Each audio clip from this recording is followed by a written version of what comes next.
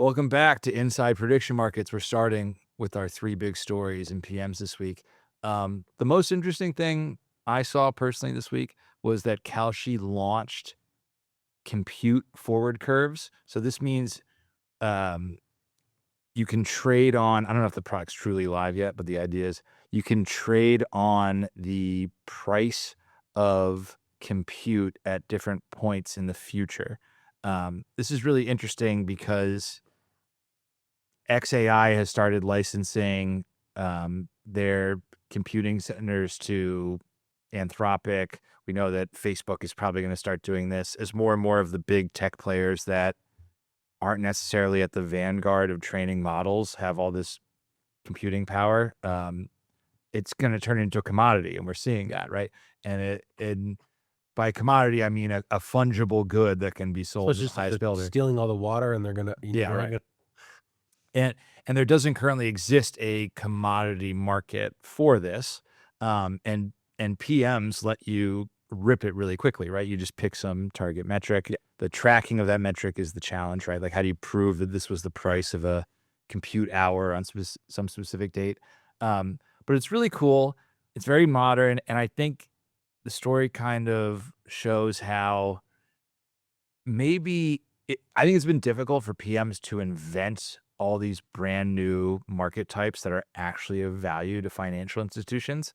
But it kind of opened my eyes to, well, maybe as the world continues to grow and evolve, the nature of the PM product will let them launch the newly desired things before everybody else because you're able to be so agile with the format. But as with everything with PMs, like, it's a great idea. I like it.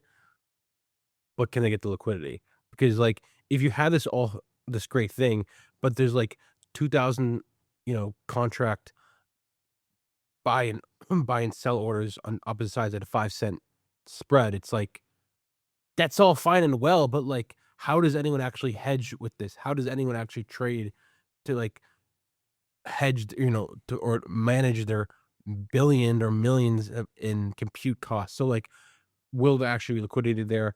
Tough to say. If they can get it, it's great. That's why I think, like, the politics has always been big, because I think if you wanted to hedge 25 to 50 million in exposure on a political market at like a 1-cent straddle, you probably can in 2028 presidential election, which is pretty cool. Can you do that in compute? I don't know, and that'd actually be necessary. The relationship of these markets to crypto is also kind of interesting because I know like crypto, the price of mining a coin is always, a function of how much everybody else is and how much it costs the electricity.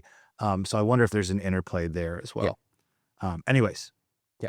So I guess for me, not really a PM story, or maybe a little bit. World Cup ended. I'll talk about it a little bit on the trading side.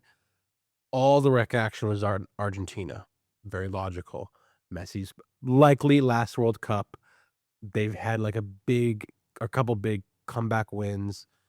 Very popular team. Spain is like, you've got Lamine Yamal, but he doesn't score a lot of goals. It doesn't have really like major star that's just like everyone loves. Argentina had that. You saw like there was like probably 4 to 5 times more rec dollars coming in on Argentina, pushed the price down. You saw a little bit of mismatch where like you had like a more traditional sports book like Pinnacle almost as an arbitrage to the prediction markets. Very obvious that what's happening on here. Basically every single sharp and market maker I knew was on Spain. We had a very large pro Spain position, and we're happy to see Spain got it done. This is one of the it's ironic that and I truthfully do believe this, but this is one of these spots where I think CLV does not matter much here. I don't even think Penny's close was necessarily 100% accurate. I think it was shaded too much in Argentina's favor. I mean, if you watch the match, certainly you'd remake it. Well, yeah, but you can't judge that. And like, I hate being that guy. Like I told, maybe if Argentina wins, I'm not saying that, but we live in this world. I'm not saying like fair should have been minus 200 or something ridiculous. A couple cents off is what I mean. Yeah. The big winner here is Kalshi, $2 billion notional days. Everybody ripping and doing more volume than ever, but I think Kalshi was eating the lion's share of it, certainly relative to polymarket. I mean, a bunch of new entrants catching up. soon, hopefully. Yeah, who I'm sure are very happy with the results. And in general, I think Bloomberg said 27% of regulated sports trading volume was on PMs for the World Cup. I don't believe that number for a second. Really? I think if you just look at OSBs and PMs and leave out PPH offshore. Oh, fine. Okay. It's probably 27%. That might be fine. All right. And third story, speaking of new entrants, Underdog Fantasy, who has been running as an FCM broker, launched their own DCM project last week. So they're actually running the exchange behind their front end product, doing pretty decent numbers. Yep. Good job, Underdog guys. Just kind of interesting to see who is going to be in place for NFL season, offering differentiated UIs and user experiences on kind of fundamentally similar DCM backends. Yep. So we'll see how they do. All right. Coming up in the OpticOdds Hot Seat, we have two good friends of ours, some of the longest tenured traders. Even more so than myself, but not you. We got Joe and Larry coming up next. All right. Right now in the OpticOdds Hot Seat, we have two of our favorite in-house traders, Joe and Larry. So before we intro these guys, I want to ask a question to you, Henry. Okay. What did you see in these two to decide to hire them? In addition to that, can you mention like how many, just so my ego can get a little boost, like how many applicants you went through? Okay. We literally get hundreds, if not thousands of applicants every time we look for trading roles. So it was a lot. Good job, Joe. Yeah. I would really ask the editors if we can bring back the last time I was on this podcast where Chris said, if you're a good trader, I don't think you would work for a trading team.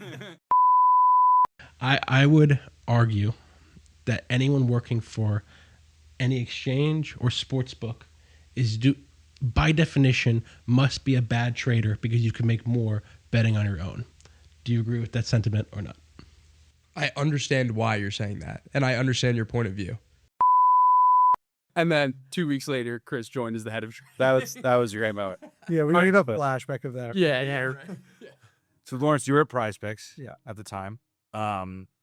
And generally, I think very savvy on what sharp sports betting, syndicate sports betting, et cetera, looked like, where it was like, oh, I don't have to intro somebody to this whole world of things. I think at the time also it was kind of we almost had like a customer service function to trading just because we didn't have that many people. So it's like, okay, this is somebody who has experience on that side of it, just really has like the least amount of upskill that they need to get through.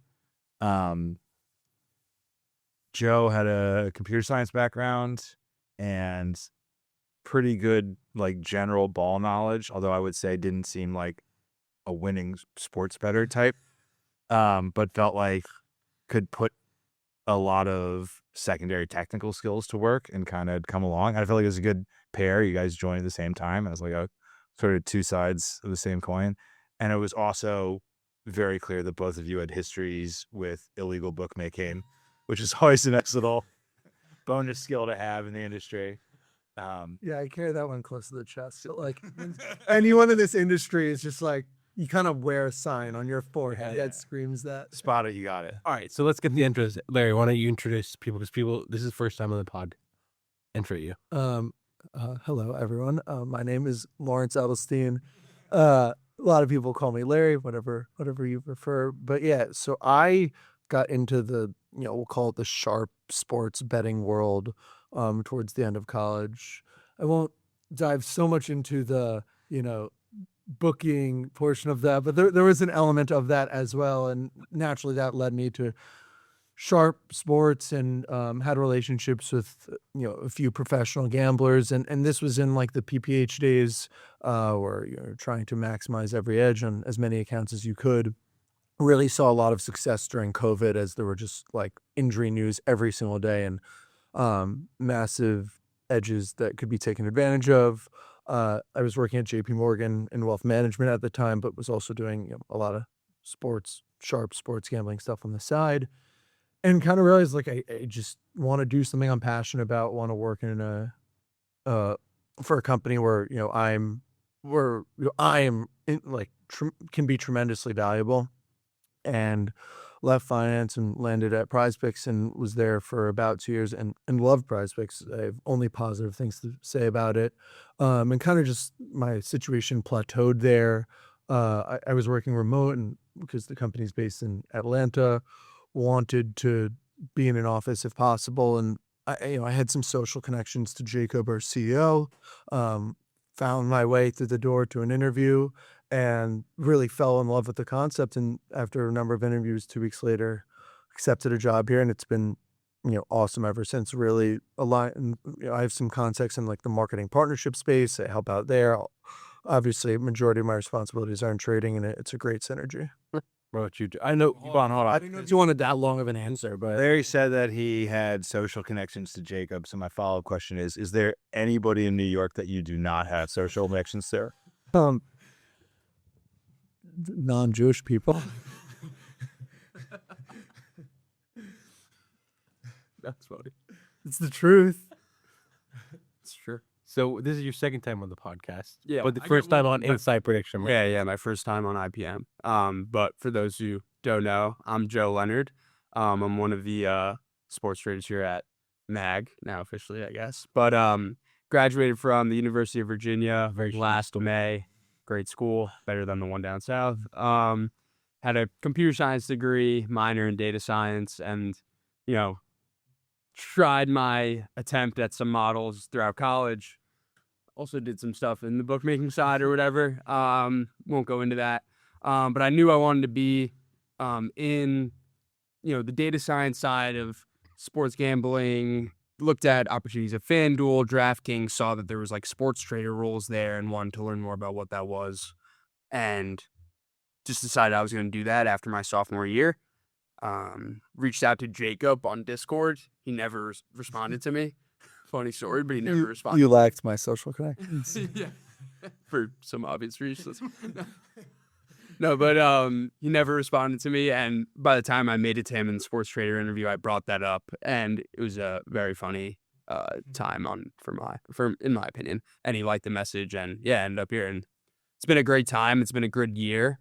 Definitely, I think one of the luckiest post-college jobs I will say out of my friend group, and have learned a lot about the gambling space, market making, engineering. I think I've kind of just honed in a lot of different skills, and it's been a great time so far. So yeah, Yeah, it was fun. It's been a good pleasure working with both of you. So, and Henry, it's been a pleasure working with you too. oh yeah, you too, you as well, I guess. So we recently just hired 7 more traders this Monday. Lawrence, I start with you. You've worked at a big team before. Do you think we hired too little, too many, or just the right amount? I wouldn't. In an ideal world. I wouldn't say we hired too few, but my answer is if we wanted to operate as close to 100% efficiency, whatever that looks like the amount of traders we have now plus the ones we hired is not enough. Now, it's not like you can just start from 3 or 4 or 5 traders and suddenly be at 25 in a day. There is a gradual essence to it. So I don't think we hired too few. I think we hired a great number, but long term, it will not be enough to have to fully operate trading team and make sure everything is 100% covered. I mean, quite frankly, you need overnight people in across the other side of the world. So can you we see a lot of groups that have a couple traders, our good friends John or Golden Pants from the Risk Takers pod. I think he's got a team of 4 or 5. Why do we need 50 traders potentially if we want to be at 100% efficiency? I think a lot of people are shocked at that. You've lived it. Why do we need that? Right. So, I'll use the Golden Pants person as an example, and I don't know what they trade, but I'm going to jump to assumption that they don't trade every single market in every single sport. And that's what we're monitoring. So you think it's not just, the 3 or 4 major leagues, but it's also tennis. It's also things going on in other areas of the world when we're asleep. So you need people our market is a 24/7, or our industry is a 24/7 industry. So not only do you need people covering, all the normal leagues, you need people around the clock covering a lot of these, ancillary markets and leagues. And on top of that, we are going to start adding leagues that we don't currently offer, whether that's some sort of like auto racing, F1, NASCAR, or, whatever sport that we don't currently offer that we will at some point in the future. Like, as we add on markets, we need more coverage. And it's just like it's a simple equation. Like, one person can only cover so much. And as you have more things that need to be covered, you need more people to monitor them. So, Joe, from you, this is your first and only job out of college, right? What are your thoughts? Do you think we hired too few, too many? What do you think is overall? And also, since you're more on the engineering and trading side, do you think we need more engineering? What do you think overall if we want to eventually get to 100% board coverage, quite literally on everything? Yeah, I think from the engineering side, just with like the AI tools that are out there, we're probably in a decent spot for right now. I also think like now that we're trading multi-venue, can I say that? Or Yes. now that we're not just trading on Novig and we're going to be trading on spots like Kalshi, Polymarket, and other exchanges as they come up, they have different rules that Novig might have, right? So there's all these different quirks about each exchange, and their rule set might be different. Like Lawrence said, like the amount of markets that they offer might be different. And when we want to position ourselves as a market making team that can market make any market out there, you need the amount of people to monitor those markets. So no, I think we hired the right amount. I think as far as like when we talk about like 1 year out, 3 year out, 5 year out goals for like, eventually siloing into like a baseball team, a football team, a basketball team, right? Like it makes a lot of sense. And I think we have the floor in order to do that. Yeah, long term, we probably don't have as many as we need. Do you guys think that traders and DSs should be grouped by sports? Do you think, I know that's what everybody does and it's kind of natural. But I could see the case, for instance, for being kind of a venue specific pod, right? And being super familiar with the intricacies of how one particular exchange works, or for being a strategy based pod, right? Like somebody might say, I'm working on really, really fast in-play models to pick off all the zero delay guys, right? And that works in a bunch of different sports. And I want traders who understand that and engineers who can build it. And we're just doing that. Why does it have to be sports? Or what are some of the other ways we could think about kind of building out pods of teams with multi-strategies? That's something you ever think about? Yeah, I'm a touch biased, and I'll use I've worked at another gaming company being PrizePicks, and I thought they had a really well organized trading team. Granted, the nature of trading there is a little bit different here because it's all player prop markets, where you had teams for every sport, and you had generalists, which is what I was, who may specialize in one but could kind of go anywhere, and then we had a data science team and market analytics team and all these things. I do believe you want call it like a head of a sport. And let's say I was head of NBA, he was head of MLB, you're head of NFL. Not that like we can't trade markets outside of our own. You just want some level of ownership and accountability. It just like helps like organizationally, right? If something goes wrong, we know who's responsible. It's not more from like an ability standpoint. I look at it more of just knowing who's responsible for what, rather than like everyone being responsible for everything. That can be a little bit disorganized. Yeah, I mean, my opinion, I guess I agree. I think long term, it's probably best if you have some kind of head of MLB, NBA, NFL, whatever you want to call it, that's leading a team. But ultimately, it's just not realistic if you want to have, even from like an operations standpoint, a full-time employee who's on for just, let's say, just the NFL season, right? Like, what do they do outside of that NFL season?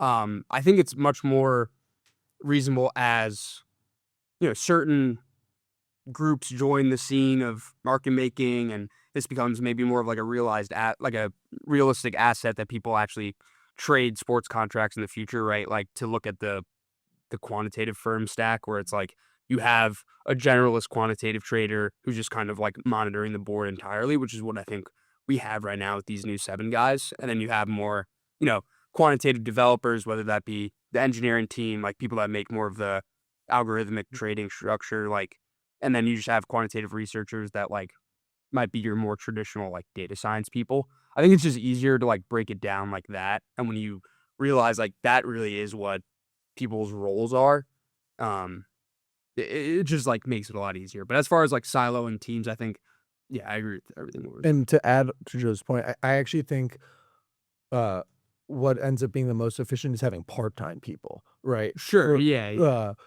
bringing on a tennis specialist for each of the Grand Slams, or during F1 or whatever, and that's when you're really operating at max. All your full-time people, maybe they have a specialization, but they all have capabilities no matter where you put them in. Yeah. But then you have part-time specialists who you only need at whatever time of the year. Like that is like best how I view the best case scenario. And I could be wrong, but that's just like the example I lived that I saw work very efficiently.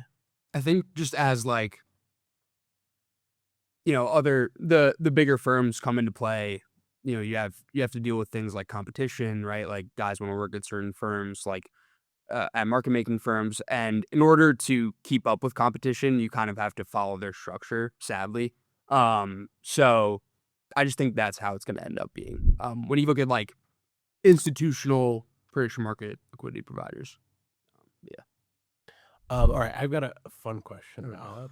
I can literally see the grin for the last like 5 minutes. Like he's been like sitting on the edge of his seat waiting to ask this question. So Lawrence has said something, in my opinion, extremely outlandish. You're gonna get me canceled if you sir, you're gonna say what I think you're about to say. Lawrence says that if you replace Andrew Reese with himself, the dream get better. I don't see how someone that didn't even play college basketball can confidently say that they're better than would be improve an actual professional in a sport. That is a horrible take. Okay, I'm gonna have to add context here, and I'm gonna say this in the most professional, courteous way possible. Online, if you Google, obviously men typically weigh more than women. And if you Google, this is true. I've noticed this. Weight and height of Angel Reese, I think I forget her exact height. It was 6'4". I remember being 6'2" or 6'3", whatever. And it says she weighs 165 pounds. So I'm going to assume that's true. My argument is on that basis. Point A.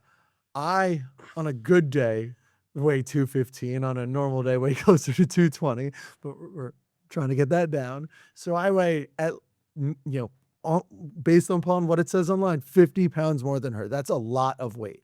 So that's point A. Point B is I'm a better shooter than she is. Like no. Like I'm not a great basketball player. I'm a decent basketball player. I played varsity basketball. I still play like pickup. I'm a good shooter.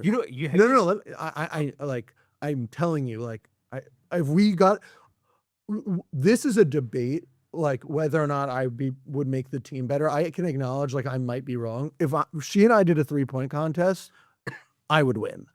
Have you not seen the clips of like Mitch Robinson like banging like threes and like? Okay, we're not talking about Mitch Robinson. But I'm saying like she looks bad because it's also a game and it's the just other thing you have good the other shooters, context. We're also living in a hypothetical where like when I touch the ball, it's a men's ball. When she touches it, it's a woman's ball. Like no, that makes it fine. Whatever. Sure, but yes, I stand by. If you, I'm not sure that you're a better shooter than her. Okay, I'm not sure.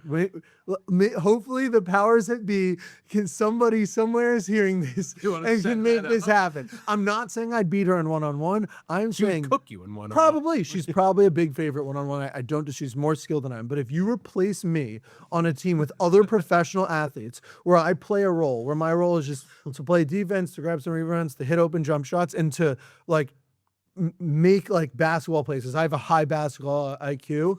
Like 3-and-D, like make the extra pass. That team improves if you replace me with her. I firmly believe that. I must say, I respect the confidence. Just I don't know how you can be this wrong. Like, do you have the stamina to last? My stamina is my strength. I have good stamina. I think everyone thinks that she's a bad shooter because she's compared to other elite shooters, but you would probably suck compared to her. I think you're forgetting one part of this. We're on the basis that I weigh 50 to 55 pounds more than her. Like, That's like I understand she's a much better rebounder than me, but like 50 pounds is a lot to like body any. I mean, how tall, isn't she taller than you too? I'm 6'2", so she's roughly the same height, like based upon Joe, online. what is your take on this? Context, no one in this room has ever seen me play basketball. And again, I am not a exceptional basketball player. I'm above average. I know the fact that and I'm good. You I'm not decent. play college basketball is all I need to know. No, I agree. That's a big part of it. But the 50 pounds is a lot of weight. Like it's like but it's like you can body her. Like if it's a 1-on-1, I don't even know if it's like as crazy of a feat. I'm about to get blasted online. Like this is you're in the process of creating a media storm right now. How could you think Angel Reese is arguably a top 25 WNBA player? How could you think that you would improve them? Like it doesn't make any sense. I want to dovetail this into a more real question. Okay. Because This is a great question. What do you mean? But I think it actually underlies something that comes up, which as you build out teams on PM trading, It's gonna be a crazy no, spin back. no, this is true. No. So I think one thing that happens, right, as you're building a PM trading team, you're always going to bring in people who are like, I'm very good on WNBA, or I know CS:GO like the back of my hand. I could start crushing this. The markets aren't sharp, whatever, right? And how do you navigate that? Let's say you added somebody to your team. Let's say CS:GO, and they're like, I know CS:GO really well. It's illiquid. I could beat it. Like CLV doesn't even mean anything because nobody knows what they're doing. Like, let me in there and start cooking. Like on the one hand, you hire them, you think they're smart, and they probably make a point. On the other hand, if like you have no history and no proof of anything, and part of the claim is, oh, the market's inefficient, so you can't just grade against closing lines, right? It can be very dangerous. Like even if you put aside whether or not you make money on it or not, there's the question of, do I really want to put you in this position where now your whole new reputation joining our group is early results on this thing you claim you can do? And my loose way of tying this in is it's kind of similar to the claiming, it's like this bold claim that somebody makes that's like, okay, do I actually want to go so far? But on the other hand, like I don't want to be like, no, you're not good at it. I would love to see an Angel Reese versus Larry shooting contest. I would bet it all on Reese plus 100. Like it wouldn't be. I think she would be a huge favorite over you. I'll kick the question over to you guys, which is how do you, like, you've seen that dynamic happen, right? You guys have been part of that, right? Like, yeah, like I have this thing, this is good, I think this will win. Like, how do you manage that organizationally, especially with new people where you might not have the kind of delicate interpersonal relationship to do everything you want to do with them? Yeah, I think this is like something we've been trying to tackle, which I think what you're getting at is like, historically in sports betting, you need this huge sample size to kind of prove you have an edge, right? And we kind of live in an ecosystem where we can't get you a large sample size. We want like results right away. And to your point where CLV is kind of out of the door, I would push back a little bit and say CLV historically is, yes, out of the door. When you're taking CLV at like a singular point, but when you take a look at the market as a whole and the distribution of percentages and things like that, and like how you can look at CLV between both sides, like you can start to get a gauge of like if that person is performing within expectation of the market, which is something we've been working on. Right? It's like, how do you measure someone's performance in a short amount of time and kind of create these expected metrics for them? Whether it's, people use XRY, simple CLV, I'll call it. And that doesn't really work in what you're getting at, like this big trading team. What you're getting at, which I don't really, it's not like secret or whatever. It's just like if the line closes on, if we use Pinnacle as just the closing line, that's source of truth, and it closes -05, everyone is going to say, okay, the fair is plus 100 here. But in actuality, the fair could be -05 to the other side plus 05. And it's like, it's possible that you get negative CLV but are still winning, and it actually makes sense and it's logical because the fair could just be you got -01, but the fair was actually in -03, for example. And that's what I think it's a very like valid way to think of things. Yeah. So I'll call it like banded CLV if you want to call it, but that's like a good way of thinking about it. Also, you can do like optimal Kelly betting, right? Like given your bankroll and how much your edge closed, how much should you have gotten down on this play, right? And it's like, oh, well, you're actually getting like 50% less than our metrics say you should have gotten down in this play. Like, why is that? The pushback might be like it's in a liquid market, which is fine, but then, you definitely should be in that CLV band if it's in a liquid market because it should be very wide. Whereas like NFL Sunday, that CLV band is going to be assumingly 1 cent wide. Yeah. I put a lot of thought in this. First off, I think context matters, right? Like if someone's coming in and saying they're, have a tremendous edge in CSGO or something of, of that size, that's a lot more believable than saying they have an edge in another market. So that's point A. And you're willing to take it's less risky to let someone play that edge. That's point A. Point B, something other gaming companies have done, and I know this for a fact, is they tried to hire people who had success on their platform. And I think that's a really good hiring strategy. Now the hurdle there is a lot of these people are making far more betting on their own than they are like being an odds maker or whatever. But that's a really good way to know that what they're saying is truthful. And I do, while it is difficult, like there just are ways to make sure what somebody is saying is truthful. It's not just like someone who follows CSGO, which you could probably just be profitable by following it. Like, right. But you get my point. I just believe there are ways to, obviously you're never going to be 100% certain that somebody is going to trade profitably, but there are ways to really increase We're still not certain about either of you. Fair. But I do add value in other ways. But there are just other ways to increase probability that, to know that they'll have success. And I live by that logic. Also, I do want to say, I think, at least on our organization and our team, no one will ever get a shot unless they like actually put the money down, right? And what I mean by that is I think like, at least for how we work, it's like if you say you have an edge and like you can do all the back testing and showing like, oh, you have this great ROI as much as you want, but if you don't do it in our system and show that you have profitability in the way we work, then we're probably not going to trust you. And that's just kind of like how it goes. I think you would both agree. Yeah. But so in your guys' experience, both on being an honest, hardworking bookie and a prediction market trader, what's your most expensive mistake? Joe, we'll start with you. Yeah, I think my most expensive mistake was this weekend, I would say, honestly. No, we did I work on a lot of the MLB models here on the team, and we did a back test. Huge data leakage on the back test that showed fake results, which is obviously a big problem. But we didn't realize that until it was too late.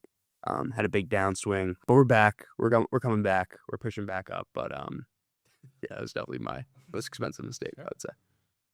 I have so many. Where do I even begin?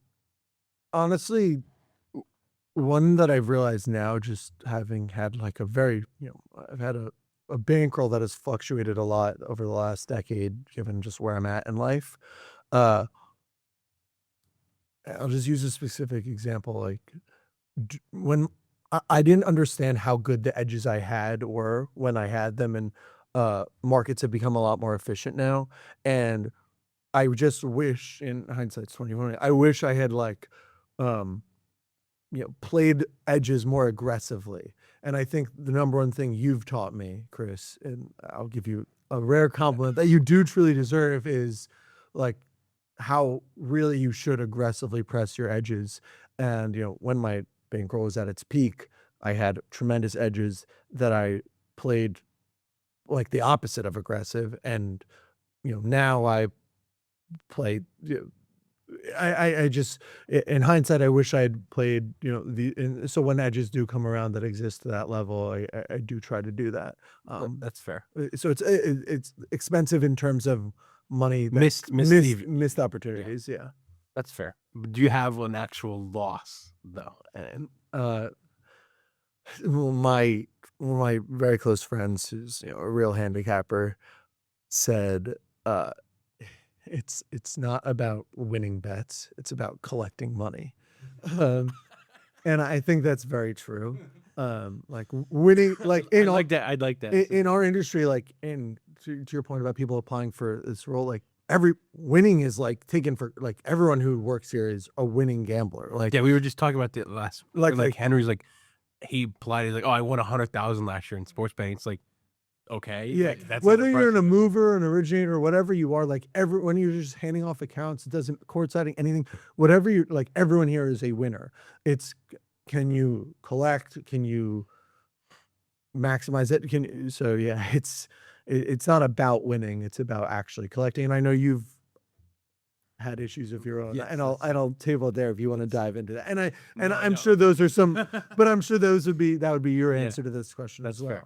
That's fair. That was good. Thanks for coming on, guys. Good seeing you. We hope to maybe see more of them in a different. Yeah, maybe. Who We'll see. knows? We'll see. I'll bring the big hat next time. Yes.